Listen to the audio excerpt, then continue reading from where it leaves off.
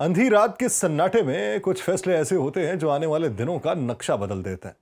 पेशावर की गलियों में फिरता एक शख्स महज हमलावर नहीं था, वो एक पूरी साजिश का चलता फिरता सबूत था। खुदकुश जैकेट वहीं बनी, 2 दिन एक दर्जी की दुकान पर टांके लगते रहे। किसी ने महसूस भी ना किया कि एक छोटा सा कमरा किसी बड़े खेल का हिस्सा बन चुका। दर्जी अब गिरफ्तार है, मगर वो हाथ जो इस मंसूबे को पाकिस्तान की सरजमीन तक लाए अभी पर्दे के पीछे हैं। असल कहानी इससे कहीं ज्यादा खतरनाक है। एक ऐसा मुल्क जिसकी पाकिस्तान ने दहाइयों मेजबानी की, जिसके लोगों को अपने जख्मों समेत सीने से लगाया, वही आज दहशतगर्दी की आग हमारे दरवाजों तक पहुंचाने का जरिया बना हुआ है। वही पाकिस्तान के दिल को धमाके से उड़ाने की तगोदो कर रहा है। सरहद के उस पार बैठे सहूलतकार ऐसे रास्ते तराश रहे हैं जिनसे हथियार, अफराद और मंसूबे पाकिस्तान के अमन में सांप की तरह सिरक कर दाखिल हो सकें। ये एक वाकया नहीं, एक सानेहा नहीं, ये उस बड़े खेल की पहली झलक है जो हमें बता रही है कि कौन पाकिस्तान को गैर मुस्तहकम देख के खुश होता है, कौन हमारे शहरों को दबाव में लाना चाहता है और कौन सरहदी दोस्ती की आड़ में दहशतगर्दी की घिनौनी तजारत चला रहा है।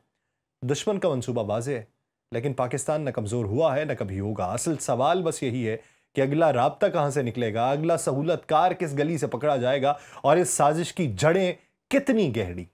यही वो आगाज है जिससे पाकिस्तान की पूरी कहानी दहशतगर्दी की खुलती है।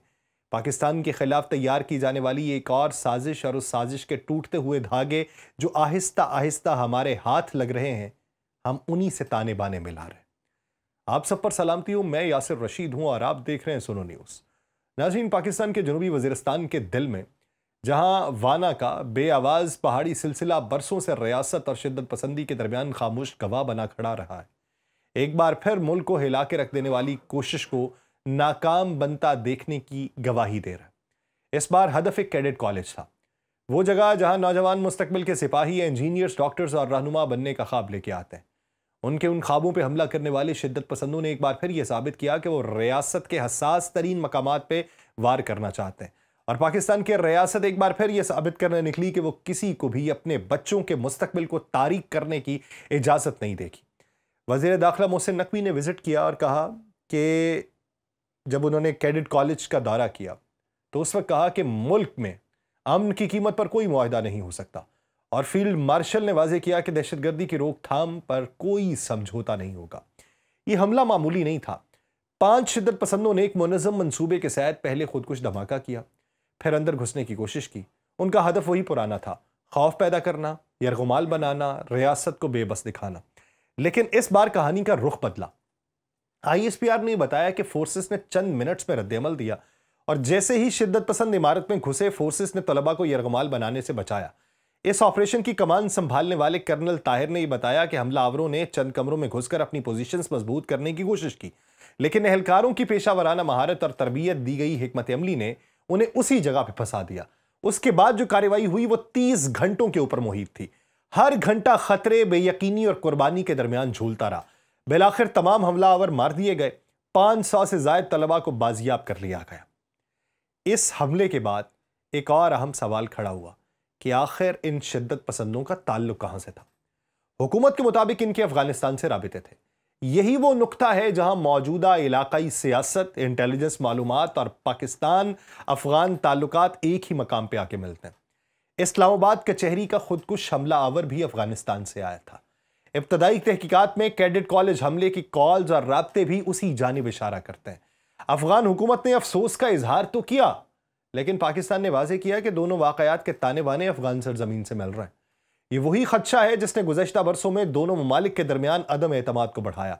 अफगानिस्तान ने बारहा यकीन दहानी करवाई कि उसकी सरजमीन पाकिस्तान के खिलाफ इस्तेमाल नहीं होने दी जाएगी, लेकिन ज़मीनी हकायक बताते हैं कि TTP के ग्रुप्स की मौजूदगी आज भी सरहदी इलाकों में मौजूद है और ये वाकया जनूबी वज़ीरिस्तान के पुराने ज़ख्म भी ताज़ा करता है। यही वो इलाका है जिसने दहशतगर्दी के खिलाफ जंग में सबसे ज़्यादा कुर्बानियाँ देखी हैं। शहरी, तलबा, असातिज़ा, फ़ौजी, कबीलाई अमायदीन सब ने एक तवील जद्दोजहद में अपना हिस्सा डाला है। जब बरसों की लड़ाई के बाद अमन बहाल होता नजर आता है तो ऐसे वाकयात ना सिर्फ खौफ की फ़ज़ा पैदा करते हैं बल्कि सवाल उठाते हैं कि आखिर ये गिरोह दोबारा कैसे मुनज़्ज़म हो रहे हैं। रियासत की पॉलिसी वाज़ेह है कि मुज़ाकरात की गुंजाइश जितनी पैदा की जा सकती थी हमने पैदा की, फील्ड मार्शल का ऐलान दरअसल इस पूरे खित्ते के लिए एक पैगाम था कि पाकिस्तान किसी भी गिरोह के साथ नर्म रवैया इख्तियार करने के लिए तैयार नहीं जो उसके लोगों की जिंदगियों को खतरे में डाले। अफगानिस्तान की तरफ से टीटीपी की सरगर्मियों से लाताल्लुकी और पाकिस्तान की जानिब से मुसलसल शवाहिद पेश किए जाने का जो मंजरनामा था, ये उन पुराने सवालों को भी जन्म देता है कि खित्ते में इन गिरोहों की मौजूदगी किसके मफाद में है। क्या ये महज चंद बिखरे हुए गिरोह हैं जिन्होंने अपनी बका के लिए हमलों का रास्ता चुन रखा है, या इनके पीछे कोई ऐसी तंजीमी सोच है जो खित्ते के अदम इस्तेहकाम को मजीद गहरा करना चाहती है। पाकिस्तान की इंटेलिजेंस रिपोर्ट्स बताती हैं कि दहशतगर्दी के कुछ नए मराकज़ सरहदी इलाकों में फाल हो रहे हैं और उनमें वो अफराद भी शामिल हैं जो पहले दाइश खुरासान या टीटीपी के छोटे धड़ों का हिस्सा थे। इन तंजीमों के दरमियान रवाबित की खबरें भी सामने आ रही हैं जो आने वाले वक्तों में एक और पेचीदा सूरत हाल की तरफ भी इशारा करती हैं। इस्लामाबाद जुडिशल कॉम्प्लेक्स के वाकई की तहकीकात ने सबसे पहले यह बात वाज़ेह की है कि हमला करने वाला सिर्फ एक खुदकुश बमबार था, और उसी एक शख्स ने इस पूरे सानहे को जन्म देने की कोशिश की जो वहां पे हो रहा था। तफ्तीशी टीमों ने सीसीटीवी, इंटेलिजेंस इनपुट और जियो फेंसिंग की मदद से जो तस्वीर तैयार की वो चंद बुनियादी निकात पर कायम है और उन्हीं से मामले का रुख समझ आता है। तहकीकात के मुताबिक खुदकुश बमबार खुद अफगान सरजमीन से सफर करके पाकिस्तान में दाखिल हुआ। इब्तदाई ट्रेस से मालूम हुआ कि वह बरास्ता केपी इस्लामाबाद पहुंचा। उसकी नकलो हरकत इंतहाई खामोश रही। उसने यहां किसी बड़े नेटवर्क से मुलाकात नहीं की, बल्कि अपने सहूलतकारों से महदूद राबिते रखे, और ये राब्ते भी मकामी सतह पर नहीं किए गए बल्कि अफगानिस्तान से आने वाली हिदायत के जरिए तरतीब पाते रहे। और तफ्तीश में यह भी सामने आया कि हमलावर ने खुदकुश जैकेट इस्लामाबाद या रावलपिंडी में नहीं बल्कि पेशावर में तैयार करवाई। जैकेट 2 दिन तक एक मखसूस दर्जी की दुकान पर रही जहां उसमें धमाका खेस मवाद और बटन सिस्टम लगाया गया। वो दर्जी अब गिरफ्तार हो चुका है और उससे हासिल होने वाली मालूमात सहूलतकारों के पूरे नेटवर्क की तरफ इशारा कर रही है।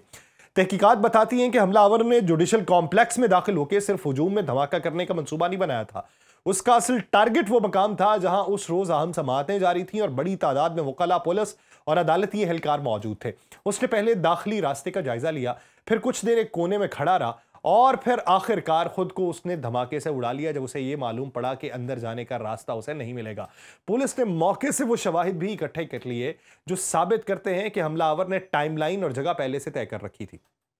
यानी एक टारगेट उसका जो था, अगर वो नहीं था तो फिर कोने में खड़े होकर वहां पे खुद को धमाके से उड़ाना था। अफगानिस्तान से राबितों के शवाहिद भी सामने आए हैं। हमलावर का फोन धमाके में तबाह हुआ, लेकिन उसकी सिम और IMEI से पता चलता है कि वो पिछले चंद हफ्तों से अफगानिस्तान में मौजूद एक मखसूस नंबर से मुसलसल राबिते के अंदर था और यही नंबर इस्लामाबाद कचहरी के पिछले धमाके के हमलावर से भी मुंसलिक पाया गया है, जिससे दोनों वाकयात के दरमियान बराह रास्त रब्त साबित होता है।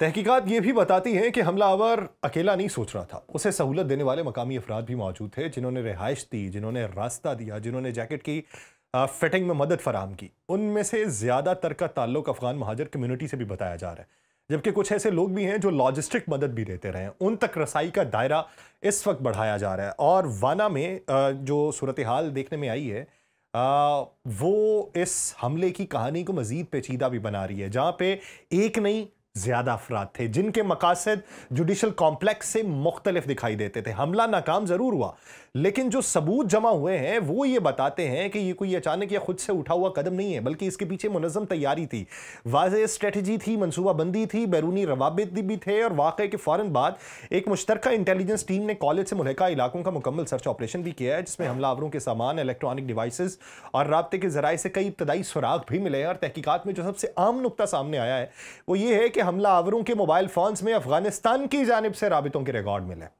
चंद व्हाट्सएप नंबर्स, टेलीग्राम चैनल्स, कुछ वाइड कॉल्स की लोकेशन ट्रेसिंग इस बात की निशानदेही करती है कि उन शिद्दत पसंदों ने हमले से पहले और हमले के दौरान कई बार सरहद पार मौजूद लोगों से हिदायत ली हैं। ये रवाबित वही पॉलिसी बहस एक बार फिर जिंदा कर देते हैं जिसमें पाकिस्तान बारहा ये मौक़िफ़ रखता रहा है कि शिद्दत पसंद गिरोह अफगानिस्तान में महफूज ठिकानों से काम कर रहे हैं। हमारे लिए इस्लामाबाद पाकिस्तान का दिल है और उस दिल को धमाके से उड़ाने की तरगीब जो है वो अफगानिस्तान से आई और उस पर अमल दरामद होता रहा। कुछ माह पहले तूरखम के रास्ते गैर कानूनी तरीके से पाकिस्तान में दाखिल कुछ लोग हुए, उसके साथ आने वाले 3 अफराद का रिकॉर्ड अब भी शनाख्ती डेटाबेस से मैच किया जा रहा है। ये वही तरीका है जो इस्लामाबाद कचहरी हमले के बाद भी देखा गया और ये मुमासलत मजीद गहरी तशवीश पैदा करती है। तहकीकात में ये बात सामने आई है कि हमलावरों ने कैडेट कॉलेज की लोकेशन, शिफ्ट टाइमिंग, गार्ड्स की ड्यूटी रूटीन और हॉस्टल के दाखिली रास्ते कई हफ्तों तक रैकी किए हैं।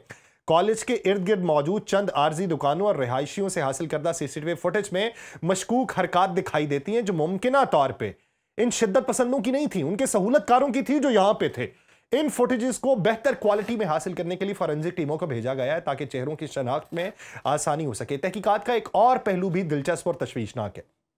हमलावरों के पास जो जदीद हथियार निकले वो आमतौर पर खित्ते में ट्रैफिकिंग के जरिए नहीं पहुंचते। ये मखसूस मॉडल उन गिरोहों के पास ही पाए जाते हैं जिन्हें बैरूनी फंडिंग या तरबियत हासिल होती है। अब तक के रिपोर्ट्स में यह बताया जा रहा है कि यह असलहा मुमकिन तौर पर अफगान बाजारों में बार्टर या पोशीदा नेटवर्क के जरिए हासिल किया गया। पाकिस्तान के इंटेलिजेंस हुकाम ने इस ज़िमन में बैनुल अक़वामी इदारों से भी राबिते का इंदिया दिया है ताकि यही मालूम किया जा सके कि क्या यह सिर्फ मकामी सतह का नेटवर्क है या इसके पीछे कोई बड़ा धड़ा भी मौजूद हो सकता है। तहकीकात में यह बात भी सामने आई है कि हमलावरों ने जो हिदायत अपने पास महफूज रखी थी वो हाथ से बनी हुई नहीं थी बल्कि कंप्यूटर पे तैयार किए गए नक्शे भी मौजूद थे। ये इम्कान भी बढ़ जाता है कि उन्हें ऐसे सहूलतकारों की मदद हासिल है जिन्हें तकनीकी महारत भी थी। इसके साथ कुछ फ्लैश ड्राइव्स भी हैं जिनमें कॉलेज के इमारत के अंदरूनी हिस्सों के स्केचेस मौजूद थे। ये अंदाज़ा लगाना मुश्किल नहीं है कि बहुत सारे सहूलतकार उनके यहाँ पर मौजूद हैं जिन्हें हम बतौर मेहमान जो है उनको ट्रीट करते रहे। तो ये सहूलतकारी जो पाकिस्तान के अंदर से होती रही, इसी वजह से पाकिस्तान कहता है मुहाजिरीन को वापस भेजा जाए। अब उसमें वो लोग भी मौजूद हैं जिन्होंने यहाँ पे रह के नेक नियति से अपनी ज़िंदगी गुजारी है, लेकिन वो काली भेड़ें जो इस पूरे के पूरे कबीले को बदनाम कर गई, अब उन पे तो सवाल उठ रहे हैं। फॉरेंसिक टीमों ने इब्तदाई तजिए में ये पाया है कि जूतों के अंदर वही अज्जा मौजूद हैं जो अमूमन पाक अफगान सरहदी पहाड़ी रास्तों में पाए जाते हैं। इससे अंदाज़ा होता है कि हमलावरों ने तवील सफ़र वही रिवायती गैर कानूनी रास्तों से किया जिन्हें बरसों से स्मगलर्स, मुनशियात फरोश और शिद्दत पसंद इस्तेमाल करते आए हैं। कुछ शक इस बात पर भी पैदा हुआ है कि शायद हमलावरों को सहूलत देने वाले चंद लोग कॉलेज के करीब के इलाकों में मौजूद थे। पुलिस के मुताबिक कुछ गेस्ट हाउसेस और किराए के कमरों में रिकॉर्ड हासिल किए जा रहे हैं जिनमें गैर मुल्की शनाख्त वाले अफराद ने रिहाइश ली हो। उन कमरों से चंद ऐसी चीज़ों के बरामद होने की इतालात हैं जो हमले से पहले वहाँ पे मीटिंग्स होने के शवाहिद पैदा कर रही हैं। ये तमाम शवाहिद मिलकर एक बड़े सवाल को जन्म दे रही हैं कि क्या ये हमला एक छोटे गिरोह की कार्रवाई है या बड़ी सतह पर किसी तंजीमी जहन की मनसूबाबंदी? क्या ये वही पुराना नेटवर्क है जो पाकिस्तान ने ज़रबे अज़ब और रद्दुल फसाद के दौरान तोड़ दिया था और उसका नया वर्जन सामने आ रहा है और उस पर अब हाथ टीटीए का है? अभी तक की शहादतें बताती हैं कि रवाबित बॉर्डर के उस पार है। सहूलत पाकिस्तान के अंदर मौजूद हो सकती है, मकसद पाकिस्तान में अदम इस्तेहकाम को दोबारा जिंदा करना है। तहकीकात अभी इब्तदाई मराहिल से आगे बढ़ रही हैं, लेकिन जो इशारे मिल रहे हैं वो ये बताते हैं कि हमला किसी एक गिरोह तक महदूद नहीं, किसी एक छोटी टोली तक महदूद नहीं, बल्कि एक वसी नेटवर्क का हिस्सा है। और आने वाले दिनों में डिजिटल फॉरेंसिक, बैनुल अक़वामी कॉल रिकॉर्ड्स, डिवाइस डिक्रिप्शन और जियो फेंसिंग की बुनियाद पर मज़ीद तफसीलात सामने आएंगी। लेकिन एक बात वाज़ेह है कि दुश्मन ने एक बार फिर नई हिकमत अमली अपनाई है और रियासत अब पहले से ज़्यादा संजीदगी और सख्ती के साथ उसका मुकाबला करने के लिए तैयार है। तो हम ये बताना चाहते हैं कि इधरा सितमगर हुनर आजमाएं तो तीर आजमा हम जिगर आजमाएं। मुझे दीजिए इजाज़त, अल्लाह निगहबान।